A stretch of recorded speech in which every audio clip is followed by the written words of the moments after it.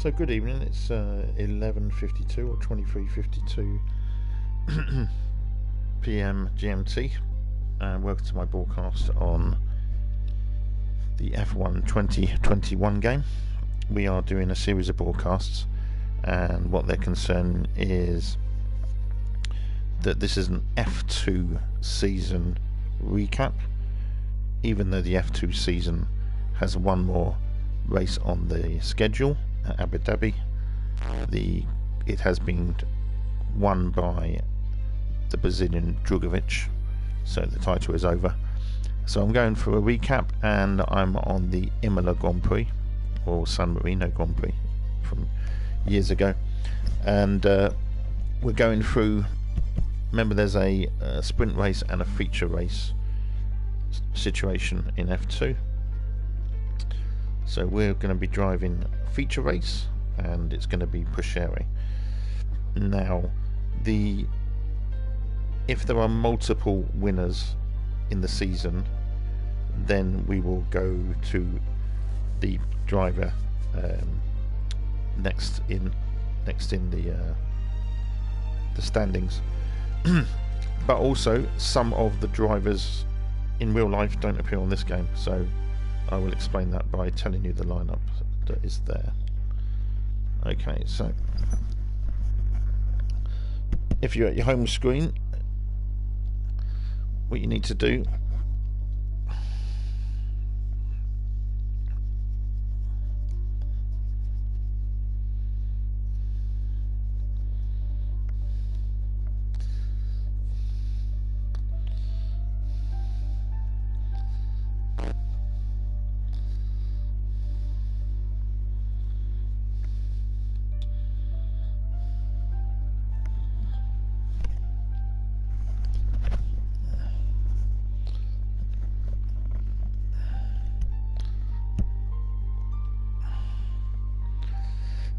so yeah, we go to Grand Prix,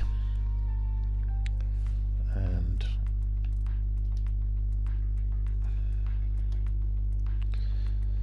we go to F2 2021. It's the Imola Grand Prix, which is there, class as medium track difficulty. Now I'll take you through the teams on here, because some of them don't even drive on F2. Explain that in a minute. So there's Prima Racing, and Schwartzman is a Russian, so he didn't appear at all, or maybe just for one race, due to the Russian-Ukraine crisis. Oscar Piastri has made a move to McLaren. He will be accompanying Lando Norris at McLaren, basically, the Australian. Moving from Alpine, which is where Alonso is at the moment. Okay. Guanaju is the first ever Chinese Grand Prix driver. He's been driving this season at Alfa Romeo, partnering Valtteri Bottas, the Finn who used to be Lewis Hamilton's teammate. Felipe Drugovich is a Brazilian who won the title this year, and he may be getting some sort of reserve drive for one of the teams. Dan Ticktum is actually a Formula E driver, but Jehan Deruvala does drive for F2. Liam Lawson and Yuri Vips definitely drive F2. Vips is Estonian and Liam Lawson is a New Zealander. Christian Lundgaard is actually in IndyCar. IndyCar has finished this season, but he did drive this year. In fact, I think he was the top newcomer this season. And there's Theo Pushere, or Pourchaire, who will be driving for in a little while, but I'm going to go through the list. Richard Verschuur, the Dutchman, he definitely drives in F2. I'm not sure about Zinedine. I don't think he does. Enzo Fittipaldi, Guilherme Samaya, I'm not sure where he drives. But Enzo Fittipaldi is the great godson of Emerson Fittipaldi, the Brazilian double world champion, who claimed his titles in 1972 in a Lotus and 1974 in a McLaren. His brother Pietro Fittipaldi has driven before at Haas, I believe, and there was rumours that he could be taking the Haas seat should Schumacher not have his contract renewed. But there is also other people in line possibly for that seat. Now, Schumacher hasn't had the best of seasons, and I'm guessing he needs some pretty good results to save his seat. Maybe some top 10s. He's got about 6 races left, but I'm wondering whether this is just it's a harsh world, the Grand Prix world. This may be just something to motivate him to carry on. He's young, he's only about 22, I think, so he could come again in F1 if he doesn't have a seat next season, but he could obviously go on to the different disciplines of driving. He could go into maybe Formula E, maybe F2, even back to, I wouldn't have thought he'd go back to F2, but you never know. Yeah, so anyway, that's the situation. When I got the news, I'll post it to you as soon as I get it myself. Winnisney, he's an Israeli, he definitely drives F2. And Marcus Armstrong is a New Zealander, he's definitely driving F2 this season. Then David Beckman and Ralph Boschung are definitely have driven F2 this season. Jack Aiken doesn't drive anymore. I think he might have turned out once in F1. And De Leder, I don't think drove F2 at all this season. Ben Viscal, I don't think he drove F2 this season. I think he's Dutch. And Rina Sato, the Japanese driver, definitely did. Okay, so we'll go back to ART Grand Prix.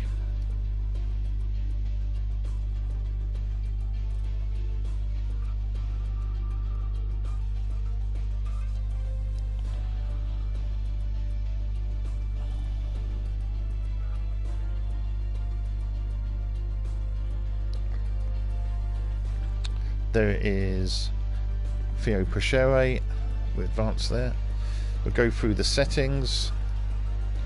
The AI is 70 and assisted race starts. Rules and flags. It's corner cutting stringency as it is in real life. Rev and time day, I won't tinker with that, but it could be where Imola was a couple of years ago. Weekend structure. This is important if you're doing F2. There's no practice, there's no qualifying, and it is a feature length race. You can do 2 sprint races and a feature race. You can do a feature and sprint, and you can do a feature only. I'm going to do a feature only, and the session length is going to be 25%. Assists. I have a wireless controller on a PS4, not a steering wheel. I have medium brake assist, medium traction control, automatic gearbox, pit assist on, pit release assist on, ERS assist on, and DRS assist on. Start the event. Certainly not my favourite race track to drive, Imola, but it's infamous for the fact that it was the track that Ayrton Senna, the 3-time Brazilian legend, world champion, sadly passed away at in 1994, June I think it was, or May or June, along with Roland Ratzenberger.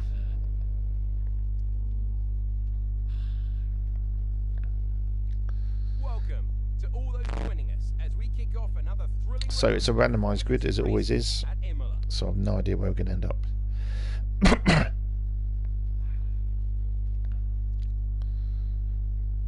Imola's unusual in that it runs anti-clock. As the engineers make their Here we go, the starting grid. of the cars, let's take a look at today's grid order for the race. A fantastic effort from Jan Daruvula yesterday puts him on pole position, with Daniel Ticktum alongside. Looking down the rest of the grid, we have Joe Dragovic, Christian Lundgaard, and Pourchaire, Nissani, Escherus, Armstrong, David Beckman, Piastri, Zendelli, Robert Schwartzman and Samaya, Boschung, Sato, Aitken and Alessio De Leder. For sure, Viscal, Vips and Liam Lawson rounds off the grid. And with preparations almost complete, let's head down to the track.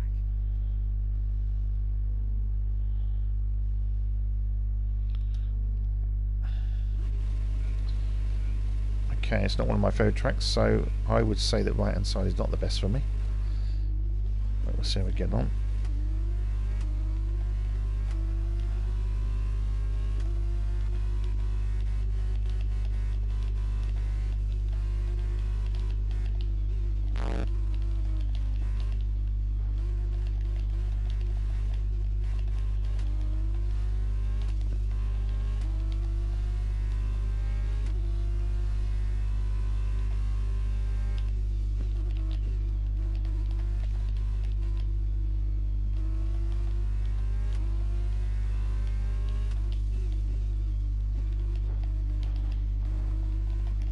That's a bit of a risky manoeuvre.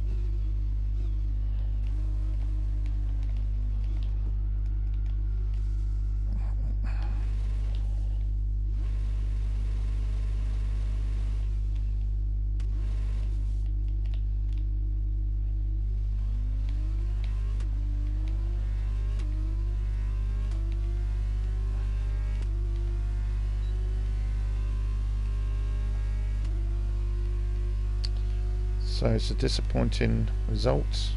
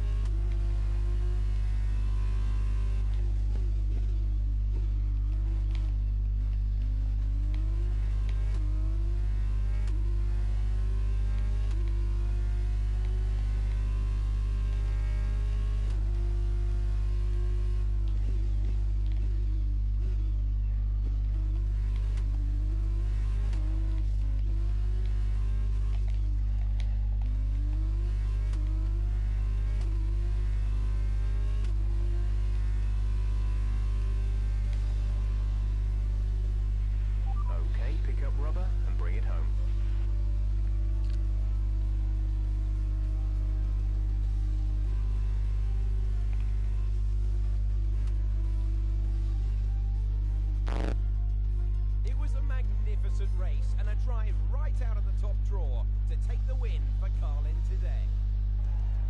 And I have to wonder, Davide Valsecchi, just what set them apart from the competition here. I think this race was won thanks to the tire management. You have to remember, it's not just about going as fast as you can. It's about consistency. It's about maintaining your speed over the entire race distance. So being able to keep the lap time competitive while still respecting the tires, that's where they won today.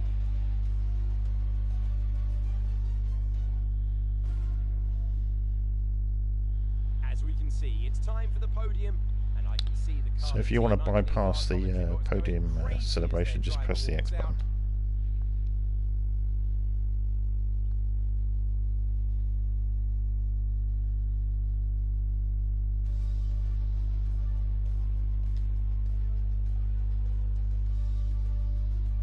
And now let's take a look at the driver's stand. Jehan Daruvala takes the lead of the Drivers' Championship. After all this drama, you'll be mad not to join us for the next race. We hope to see you there. Take care.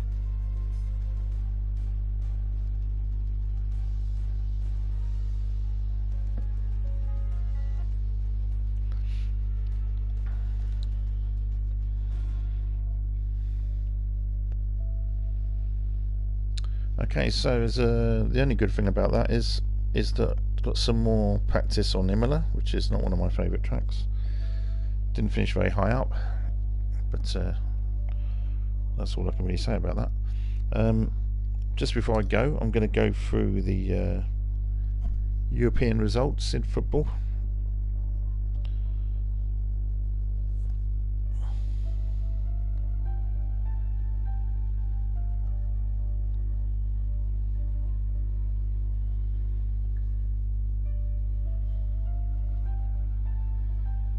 So in Europa League,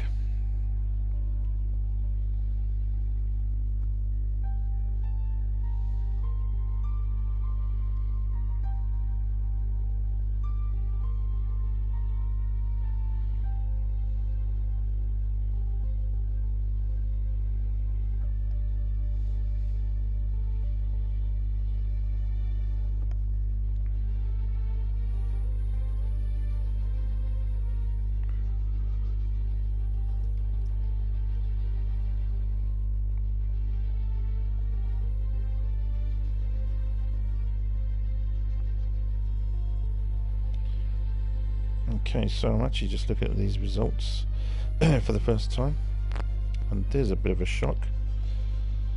Midtjylland in Denmark, the Danish club, thrashed Lazio, the Serie A Roman side, 5-1.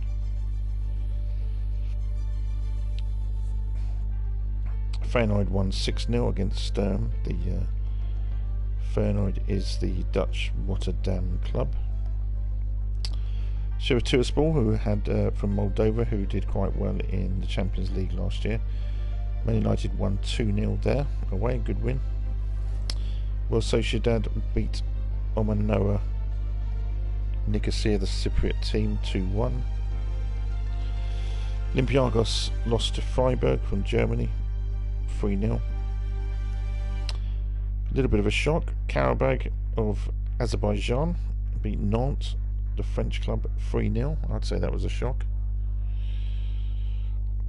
Trabzonspor, the Turkish side, won 2-1 against Red Star Belgrade.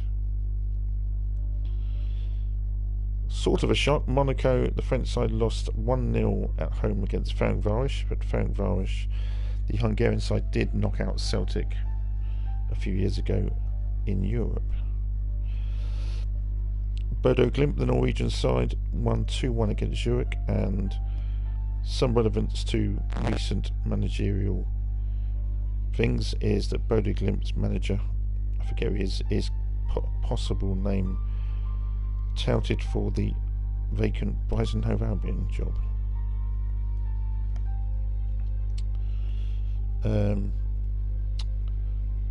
Larnaca, the Cypriot team, won 1-0 against Dynamo Kiev, and the Ukrainian side, I'm pretty certain, will be playing in Poland because of the Russian-Ukraine crisis. I'd say that was a bit of a shock though. Dynamo Kiev normally strong. Rennes advanced through 2-2 with Fenerbahce of Turkey. Real Betis, the Spanish Sevilla club, beat Ludogorets of Bulgaria 3-2. Roma 3-0 against HJK Helsinki. St. Gilloise or Gilloise, the current Belgium champions, good win, beat Malmo 3-2. Braga, the Portuguese team, beat Union Berlin 1-0.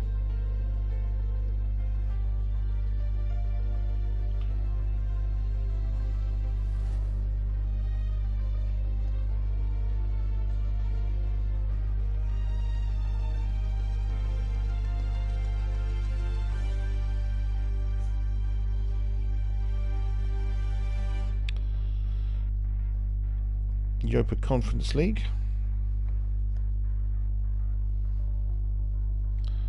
So because any shocks here. Cluj were beaten by Sivasspor, the Turkish side. The Romanian side at home lost 1-0. Slavia Prague beat Balkani of Kosovo 3-2. Djurgården, I think they're Swedish, beat all Scandinavian battle. Djurgården 3, Molde 2. Ghent, Belgium against Shamrock Rovers, the Irish side 3-0. Zagirus, the Lithuanian side, lost to Basel, the Swiss side 1-0. Pjunik, Armenian side, beat Slovan Bratislava 2-0. I'd say that was a bit of a shock. Apollon Nicosia, I think it is, the Cypriot team, lost 3-1 to Dnipro, that's the Ukrainian club. AZ Alkmaar, the Dutch side, beat Vaduz our Liechtenstein club, I think, 4-1. RFS Latvia, I think it is, lost to Hearts, the Scottish team, 2-0. Another shock, I'd say. Fiorentina got thrashed 3-0 by Istanbul Basaksehir.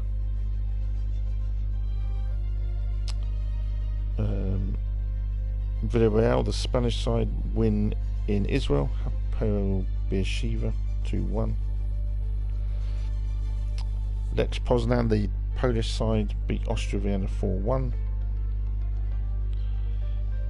FSSB, I think that's Romania again. They drew 0-0 with Anderlecht, quite a good result. Anderlecht, the Belgium side. West Ham, the Hammers prevail in Denmark against Silkeborg 3-2. Partizan Belgrade, the Serbian team, draw 1-1 with Nice. And finally, Cologne, the German side, beat Slovako of the Czech Republic or Slovakia, not sure which one, 4-2. Next match day is Thursday, the 6th of October. I think that's the same for the Champions League. I'm just going to check.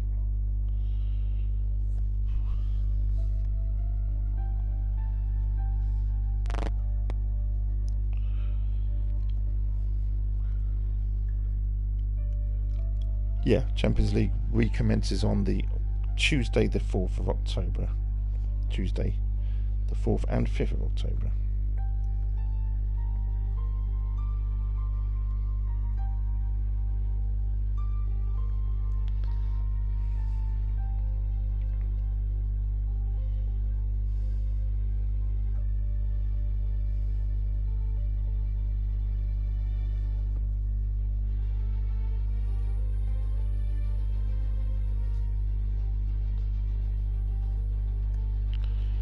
Okay, so that's the stream done today. Thanks very much for watching and following. It's a long running broadcast, so there'll probably be one in the morning. We'll proceed to, I think, the Spanish Grand Prix is next. I'm concurrently doing another season recap while there's no Grand Prix on, with fellow streamer friend Craig Hawkins 2021.